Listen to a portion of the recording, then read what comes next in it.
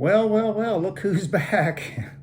It has been a long time since I've made a video. I think the last video I made was 2 years ago when I came back from Sturgis, and it was that year, 23, we stayed at the Buffalo Chip, which got, that week we got some days of heavy rain, and we basically got stuck inside the campground for more than a day. Not the greatest experience after traveling that far, but well, it's Mother Nature. What can you say? Well, the situation could have been better. I'll just leave it at that. We did a very different thing this year. We rented a house, and there was, it accommodated 18 people. We had about 15 people with us, and night and day. Oh my God, it was so much nicer. Some of the people that went out there with us, which helped pay for the room, and that works out very nice for us that are going out there for the ride. But some of them were out there just to sightsee, so they were riding around in a big SUV, being very mindful of the riders and all that stuff. So. But they had a blast. A lot of them had never been out there to see the Black Hills and Devil's Tower and things of that. But fantastic time. So I'm still getting my equipment set up. I had to get a new microphone. My last one is not working. These ones aren't charged. I tested them, but they're not really fully charged yet, so I'm just going to do this recording old school. And I wanted to talk about this trip out to Sturgis, and a little bit of technical questions about the particular bike that I have.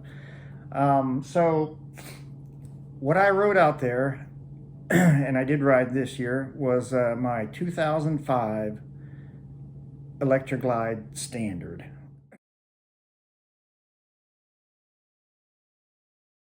And that one happens to be 2005, obviously. It's a twin cam 88.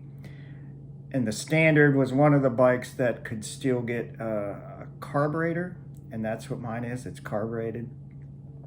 I've jetted it because I'm running some Cobra header pipes on it, and it runs great. All right, there's nothing wrong with it. It made the trip. I rode 3,870 miles round trip from Pittsburgh out to South Dakota and back. The bike did well, and I was riding with everybody else that had better equipped, better entertainment.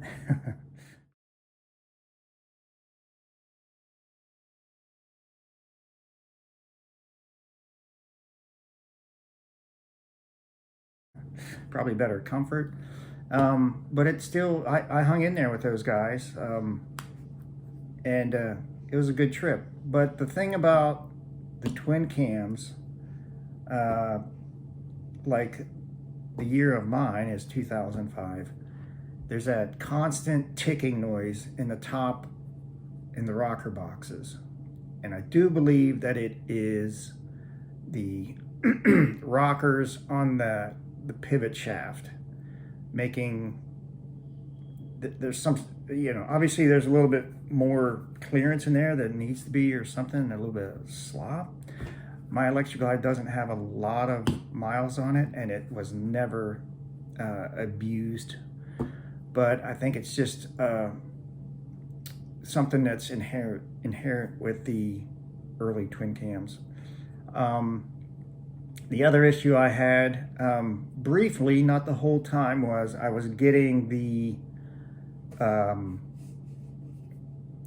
oil vapors, they go through your breather head bolts, go into the back of your air cleaner assembly to get fed back into the bike and burnt, right? Well, for a while on the trip, and I don't know if this is because of the extreme hot temperatures or the bike was running extremely hot, or happened to be the way I was riding it at that, for about half a day or something. I got a lot of vapors in the air cleaner, so much that it would occasionally drip out of the bottom of the air cleaner assembly, and kind of grimed up the right side of my bike, which begins to make you start to worry about what's going on. But it wasn't so bad. It actually kind of stopped. But I'm really curious about anybody out there that has any experience or knowledge with catch cans on these bikes to vent the crankcase and those those hoses that come out of the head bolts. I'd like to know the routing you guys used. Are you using a catch can? Are you just putting it straight out to the ground? Are you what are you doing with it? I'm curious about that, and if anybody has a fix for that ticking sound in the rocker boxes. I will say this, I did do the upgrade, the cam chain tensioner upgrade on this bike, and I make a lot of oil pressure, usually running about between 45 and 50 psi oil pressure. So I don't know how that affects all of these issues I'm having a question about right now. I just want to hear what you guys have to say. If you have any knowledge or fixes for this stuff, whether it was you used a certain company's brand of this or that, or if you did a do-it-yourself, you're just a shade tree engineer and you figured out how to make it all better. Let me know. I'm really curious, because after that trip, I want to try to make it better. I don't want the bike sucking in all those oil vapors. Okay, that's not what it's meant to burn. So it's kind of a shitty way to just get rid of those vapors. But I know the EPA, that's what they want. But anyway, guys, I'm glad to see how many people have subscribed to me. It's flattering, and I'd love to get started on all this stuff again, because I really have so much more to do with videos and with my bikes. I used to have a white 2003 sidecar. I've gotten rid of that. Now I've got a 95 Ultra Glide with the matching sidecar.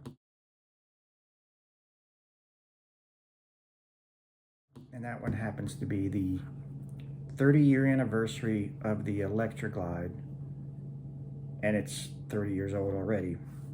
I'm gonna have to do a top-end rebuild on that one. Blew the head gasket. Anyways, let's just leave it there, because I'd like to do my videos with better audio and wait for these things to charge.